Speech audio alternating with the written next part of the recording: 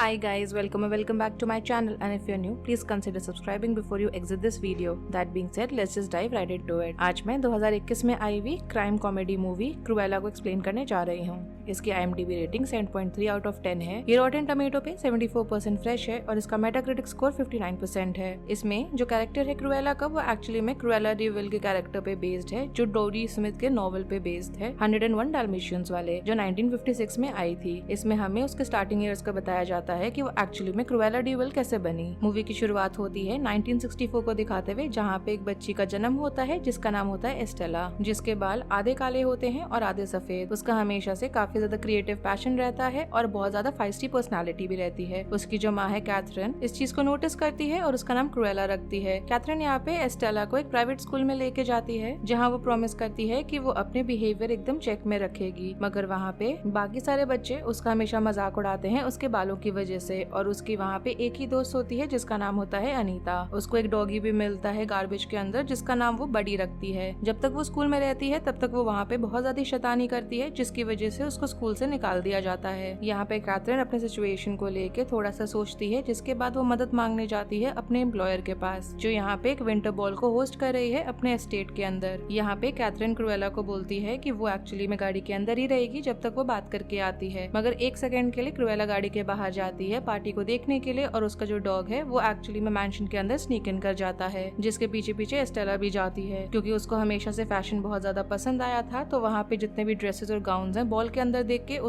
वो बहुत ज्यादा फैसिनेटेड होती है। मगर यहाँ पे देखा जाए तो बडी वहाँ जहाँ पे वो लोग छुपे होते हैं वहाँ से बाहर चला जाता है और एस्टेला उसके पीछे उसके जाती है, मगर अनफॉर्चुनेटली उसको वहाँ पे एक वैले जिसका नाम जॉन है वो देख लेता है। एस्टेला उससे भाग के निकल तो जाती है, मगर जो बडी है उसके पीछे 3 डाल्मेशियंस पड़ जाते हैं जो उसको भगाते रहते हैं। यहाँ पे एस्टेला बाहर चली जाती है मैंशन के, जहाँ पे वो देखती है कि कैथरीन एक्चुअली में बात कर रही है अपने बॉस से, जिसका नाम होता है बोरेनिस वॉलहेलमन। यहाँ पे जो डाल्मेशियंस हैं वो एस्टेला के साइड से भागते हुए निकल के कैथरीन के ऊपर इतना जोर से कूदते हैं, जिसकी वजह से एज पर से कैथरीन नीचे पानी की तरफ जाकर गिर जाती है, जिसकी वजह से वो मारी जाती है। और ये सारा ऑर्डियल होते हुए एस्टेला देख रही होती है। बाद में वहाँ पे पार्टी में और जो लोग आए हुए होते हैं वो सब बाहर आते हैं देखने के लिए कि वहाँ चल क्या रहा है, जहाँ पे जो उसकी एक्चुअली में बॉस होती है वो झूठ बोलने लगती है और बोलती है कि कैथरीन यहाँ पे उसके मनी के पीछे थी और उसको उसके लिए पैसे निकलवाने के लिए वो ब्लैकमेल कर रही थी। एस्टेला यहाँ पे बडी के साथ भाग जाती है और गार्बेज ट्रक के अंदर छुप के वो लंदन तक पहुँच जाती है रीजेंट पार्क में, जहाँ पे वो अपनी माँ के साथ हमेशा से जाना चाहती थी। यहाँ पे वो रियलाइज करती है कि उसके पास वो नेकलेस नहीं है जो उसकी माँ ने उसको दिया था रखने के लिए, और उसको थकान के मारे नींद आ जाती है वहीं पे बने हुए फाउंटेन पे। और जब सुबह होता है तो वहाँ पे उसको 2 लड़के दिखाई देते हैं जो एक्चुअली में भाई हैं, जिनका नाम होता है हॉरिस और जैस्पर, और उनके पास भी एक डॉग होता है जिसका नाम होता है विंक। वो लोग वहाँ पे फाउंटेन के अंदर से फेंके हुए कॉइन्स को निकालने की कोशिश कर रहे होते हैं जब वो लोग एस्टेला से मिलते हैं। यहाँ पे एस्टेला को देख के जैस्पर बोलता है कि उसकी कोई फैमिली नहीं है, और वहाँ पे जो पुलिस ऑफिसर उनको भगाने आते हैं तो वो तीनों साथ में भाग जाते हैं। इसके पहले कि वहाँ पे एस्टेला को पुलिस ऑफिसर पकड़े, वो उनके पीछे भागती है और उनको ज्वाइन कर लेती है उनके हाइड आउट पे। और यहाँ पे जैस्पर बोलता है हॉरिस को कि हमें उसको साथ में रखना चाहिए आसपास, क्योंकि अगर एक लड़की उनके आसपास रहेगी तो वो बहुत ही ज्यादा इनोसेंट लगेगा डिस्ट्रैक्ट करने के लिए लोगों को, जिससे कि वो उनको आराम से रॉब कर सके। यहाँ पे हम देख पाते हैं आगे कि एस्टेला अपने बालों को हमेशा डाई करके रखती है, जिससे कि उनके प्लान में वो फिट हो सके और कोई भी उसको पहचान ना सके। अब जंप करती है मूवी 10 साल के बाद पे, और अभी भी एस्टेला दोनों के साथ क्राइम को पुल ऑफ कर रही होती है, जिससे कि वो लोग खुद को सपोर्ट कर सके और साथ में बडी और विंग को भी। एस्टेला यहाँ पे अपना काम भी करना कंटिन्यू रखती है, और आगे चल के हमको दिखाया जाता है कि एस्टेला का बर्थडे है और यहाँ पे दोनों भाई मिलके उसको सरप्राइज करते हैं उसके फेवरेट जॉब दिलवा के, जो एक लिबर्टी डिपार्टमेंट स्टोर में है डाउनटाउन में। क्योंकि यहाँ पे जैस्पर ने हमेशा नोटिस किया था कि जब भी वो उस एरिया को क्रॉस करते थे तो वो उस दुकान पे हमेशा घूरती रहती थी। ये देख के वो काफी ज्यादा उनको लेके ग्रेटफुल होती है। इसके बाद एस्टेला अपना काम वहाँ पे शुरू करती है, जहाँ पे वो वहाँ के साफ सफाई का काम करती है अपने एक बेकार से बॉस के लिए जिसका नाम होता है जेरल्ड। वो कभी भी उसको मौका नहीं देता है कि वो अपने आइडियाज को प्रेजेंट कर सके और उसको बहुत ही बुरी तरह से हमेशा ट्रीट करता है। आगे हम देखते हैं कि हॉरिस और जैस्पर यहाँ पे उसके लिए लंच लेकर आते हैं, और हॉरिस को यहाँ पे लगता है कि वो लोग उस जगह को चोरी कर सकते हैं, मगर एस्टेला बोलती है कि उसको वहाँ पे ऑनेस्टली काम करना है। मगर जब उसके उसके ऊपर जो कूड़ा वो बाहर निकाल रही होती है वो उसके ऊपर गिर जाता है, जिसके वजह से एक बैग खुलता है और वो एकदम से इस चीज से डिस्गस्ट हो जाती है। इसके बाद जेरल्ड उसको वापस लेकर आता है और उसको बोलता है कि वो रात भर वहाँ पे सफाई करे। जिसके बाद वो वहाँ से एक लिकर बॉटल चलाती है उसके ऑफिस में से उस रात और विंडो डिस्प्ले पे जाती है, जहाँ पे जो डिस्प्लेड फैशन है वो उसको बहुत ही ज्यादा बेकार और हिडियस लग रहा होता है। अगला दिन होता है और एस्टेला की यहाँ पे नींद खुलती है जब वो बहुत ही ज्यादा हंग ओवर होती है और जैस्पर, हॉरेस और वहाँ पे और भी लोग होते हैं जो इस डिस्प्ले को देख रहे होते हैं जो एस्टेला ने बदल दिया होता है, जिससे कि वो उसके स्टाइल को ज्यादा मैच करे। जेरल्ड इस चीज को देखता है और वो उसको नौकरी से निकालने के लिए प्रिपेयर कर रहा होता है, जब तक कि उसको वहाँ पे बताया जाता है कि बैरोनेस आ रही है जो ओन करती है उस स्टोर को। यहाँ पे एस्टेला जैस्पर और हॉरेस के साथ जाके छुप जाती है। यहाँ पे वो जेरल्ड का वॉलेट भी चुराते हैं और कुछ गुडीज भी उठाते हैं। यहाँ पे जो स्टोर की ओनर है वो पूछती है कि विंडो डिस्प्ले को किसने बदला, क्योंकि उसको वो डिस्प्ले एक्चुअली में ज्यादा अच्छा लग रहा है। जेरल्ड यहाँ पे आके बोलता है कि उसके पीछे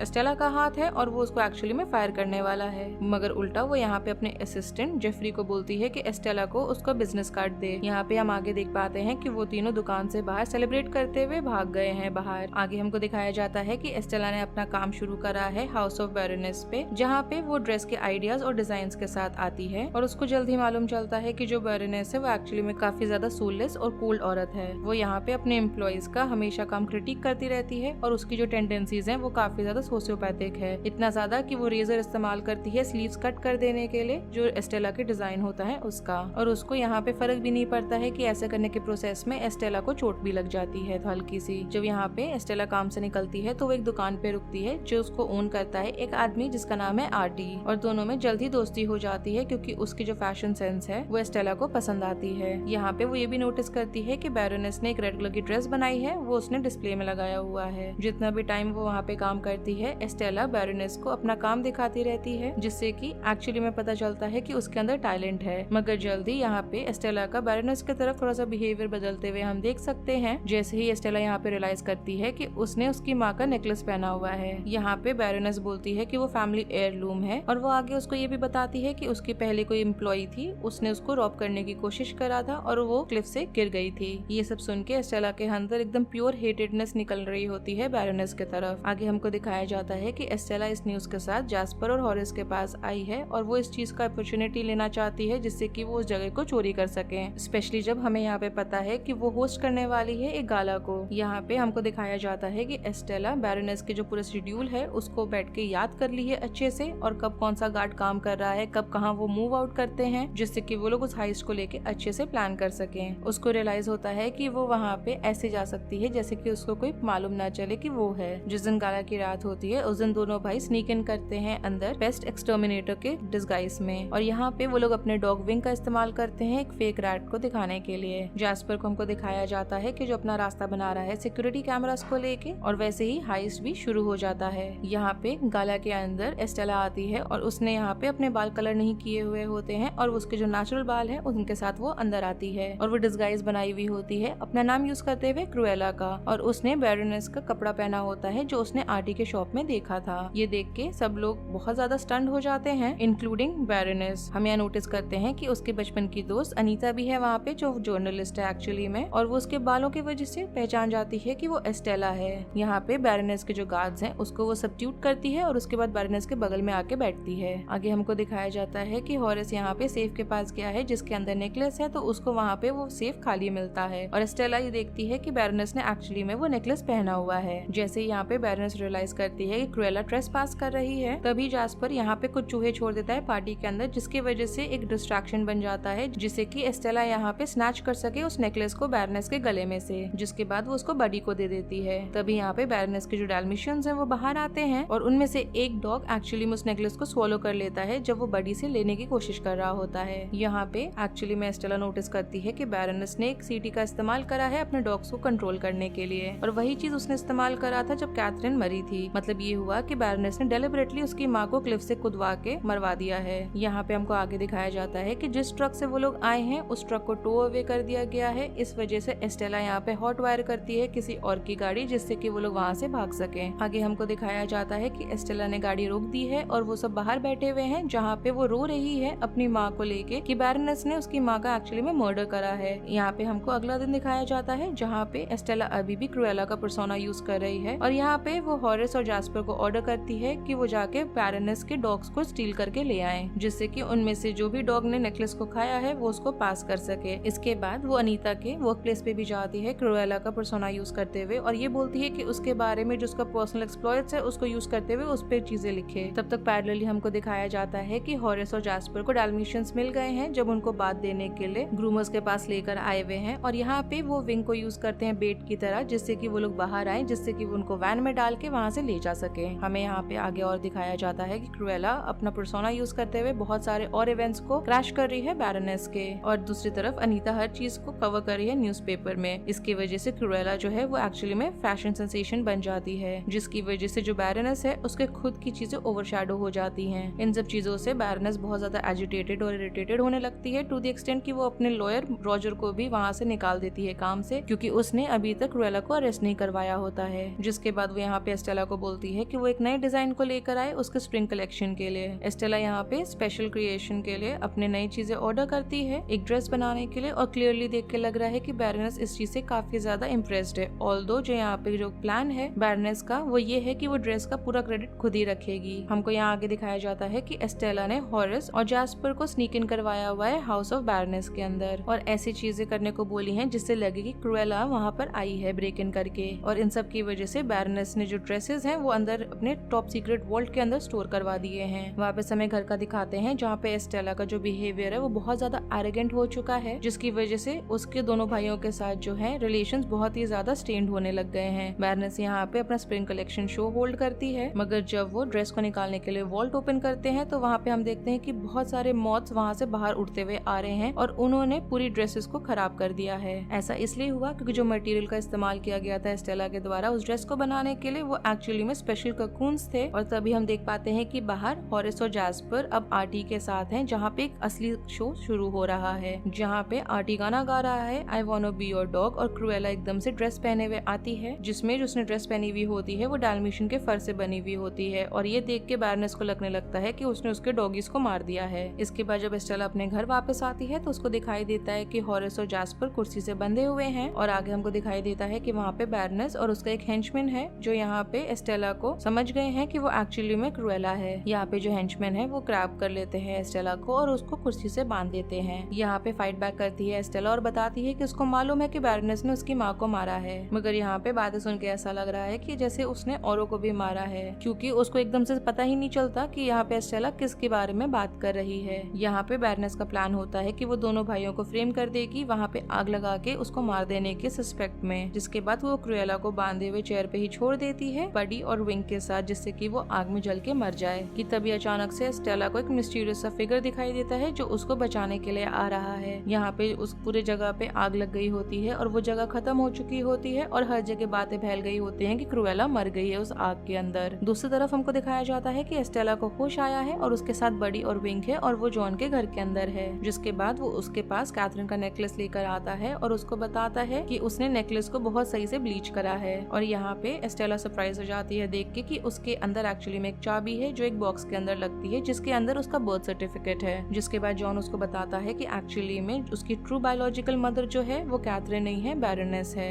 यहाँ पे बैरन को एक्चुअली में बच्चे चाहिए थे, मगर बैरोनेस को नहीं चाहिए था कि वो माँ बने, क्योंकि उसके सक्सेस के साथ वो चीज हिंडर हो रही थी। तो उसने यहाँ पे जॉन को ऑर्डर करा था कि वो बेबी के पैदा होने के बाद उसको मार दे, मगर उसने यहाँ पे कैथरीन को दे दिया था बेबी को ख्याल रखने के लिए। ये सुन के एस्टेला बिल्कुल भी विश्वास नहीं कर रही होती है और वो वहाँ से भागती है एक मोटरसाइकिल को चोरी करके, जो वहाँ पे एक डिलीवरी बॉय का होता है। वो वापस से रीजेंट पार्क जाती है क्योंकि वो वहाँ की जगह को कैथरीन के चीज से रिलेट करती है। यहाँ वो एकदम डिसबिलीफ में होती है कि उसको झूठ बोला गया था कि कैथरीन उसकी माँ नहीं है, मगर उसको अभी भी उसकी माँ ही वो लगती है। और वो अब डिसाइड करती है कि वो अपनी नई आइडेंटिटी एज क्रुएला वो एम्ब्रेस करने वाली है। जिसके बाद एस्टेला यहाँ पे ट्रक के अंदर बैठती है और बर्स्ट इन कर जाती है पुलिस स्टेशन के अंदर, जहाँ पे वो विंग को छोड़ देती है हॉरिस और जैस्पर को उसके सेल से निकालने के लिए चाबी के साथ। यहाँ पे वो दोनों भाई निकल तो गए होते हैं, मगर वो अभी भी एस्टेला से बहुत ज्यादा खफा रहते हैं क्योंकि उसने उनको अच्छे से ट्रीट नहीं करा होता। जब वो यहाँ पे उनको सारी कहानी बताती है कि बैरोनेस एक्चुअली में उसकी माँ है, तो वो सारे मिलके जॉन के घर जाते हैं वापस। इसके बाद वो अपना फाइनल प्लान बनाते हैं जिससे वंस एंड फॉर ऑल वो बैरोनेस को हरा सके। जिसके बाद वो आर्टी के पास भी जाती है उसका मदद मांगने के लिए, और इस यहाँ पे वापस आता है बैरोनेस के पैंथर जेवेल कार के साथ। और यहाँ पे एस्टेला को इसका नाम अच्छा लगा होता है, हम यहाँ देख पाते हैं कि बैरनेस ने एक और बॉल होस्ट करा हुआ है जहाँ पे सारे लोग आए हैं विग पहन के क्रुएला को ऑनर करने के लिए। यहाँ पे एस्टेला के हाथ में एक पिन होता है जिससे वो बैरनेस को पोक कर देती है जिससे कि उसका ध्यान भटक सके, जिससे कि वो उसका डॉग विसिल उसके पास से ले लेती है। इसके बाद वो इस विसिल का इस्तेमाल करती है डाल्मेशियंस को बाहर लेकर आने को क्लिफ साइड पे ही, जहाँ पे हॉरिस, जैस्पर और आर्टी और जॉन ऑलरेडी लोगों को बाहर बुला रहे होते हैं। यहाँ पे एस्टेला डाल्मेशियंस को अपनी बात मनवाती है, जिसके बाद वो बैरनेस को ये भी बताती है कि वो जानती है कि वो उसकी बेटी है। यहाँ पे बैरनेस दोबारा से क्रेडिट लेती है एस्टेला के टैलेंट को लेके और प्रिटेंड करती है कि वो चाहती है कि वो उसकी बेटी की तरह उसके साथ ही रहे और सब चीज जो एम्पायर है उसका वो उसी का होगा। वो उसके पास ऐसे जाती है प्रिटेंड करते हुए जैसे वो एस्टेला को हक करने वाली है, मगर इंस्टेड वो एस्टेला को क्लिफ साइड से धक्का दे देती है और ये चीज सारे लोग देख पाते हैं उसको करते हुए जैसे ही वहाँ पे पुलिस आती है। लकीली देखा जाए तो एस्टेला इस चीज के लिए प्रिपेयर्ड थी और उसने अपने आप के पहले ही पैराशूट लगा रखा था जिससे कि वो गिर के मरे नहीं। यहाँ पे हम देख पाते हैं कि बैरनेस अरेस्ट होके जा रही है, क्रुएला वापस आती है और दोबारा से सरप्राइज कर देती है सबको। और हम आगे देख पाते हैं कि एस्टेला यहाँ पे नरेशन के थ्रू बता रही है कि उसने अपनी जो विल है वो क्रुएला को दे दी है, जानते हुए कि बैरनेस उसको दोबारा से मारने की कोशिश करेगी क्योंकि अब उसके माँ के बाद सारा फॉर्च्यून उसके पास ही आ गया है। क्रुएला यहाँ पे एस्टेला के लिए एक फ्यूनरल भी होल्ड करती है, जिसके बाद वो यहाँ पे विंक, हॉरिस, जैस्पर, बडी और नए अडॉप्टेड डाल्मेशियन सबको लेके वो एस्टेट की तरफ जाती है। यहाँ पे हम आगे देख पाते हैं कि जॉन और आर्टी अब उसके टीम का पार्ट है और वह यहाँ पे दोनों भाइयों को बताती है कि उसके इंस्टोर्ड है कुछ बड़े से प्लान्स। यहाँ पे आगे चल के हम देख पाते हैं कि यहाँ पे क्रुएला ने एक डाल्मेशियन पपी जिसका नाम है पोंगो वो रॉजर के घर पे छोड़ा हुआ है और दूसरा प्रेडिटा नाम का पपी अनीता के घर पे छोड़ा है। यहाँ पे हम आगे देख पाते हैं कि रॉजर एक सॉन्ग राइटर बन चुका है जो क्रुएला के आइकॉनिक थीम सॉन्ग को लिख रहा है और मूवी खत्म हो जाती है।